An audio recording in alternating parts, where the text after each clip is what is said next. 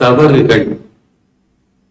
தவறுகள்னா என்ன அப்படின்னா, நம்முடைய கை கால் அல்லது கண்ணு காது மூக்கு வாய் அல்லது உடல் பண்ற தவறுதான் தவறா அப்படின்னு கேட்டா, அது தானா தவறு செய்யாதுங்க. இது ரொம்ப நுட்பமா நுணுக்கமா நாம புரிஞ்சுக்க வேண்டிய ஒரு விஷயம். நம்முடைய உடல் உறுப்புகளோ அல்லது உடலோ தாமாக போய் தவறு செய்யாது. திட்டமிட்டாதான் தவறு செய்யும், சொன்னாதான் செய்யும். அந்த திட்டமிடுபவர் யார், சொல்பவர் யார்?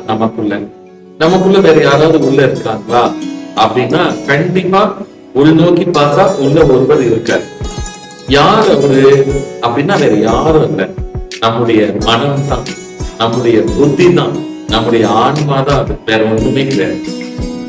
அதனுடைய சொல்படிதான் நம்ம இவ்வளவும் செய்யறோம்.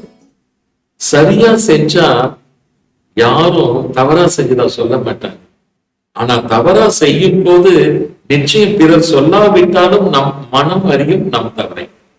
அப்ப தவறு எங்க முளைக்கும் அப்படின்னா மனதில் தான் முதலில் முளைக்கும், அதுக்கப்புறம் தான் வெளியில் தெரியும். அதனால மனதளவில் கூட தவறு செய்யாத தூய்மையான மனிதராக நீங்கள் இருங்கள். வாழ்க்கையை வாழ்வதற்கே ஆத்ம நமஸ்காரங்கள். வாழ்க வளர்க.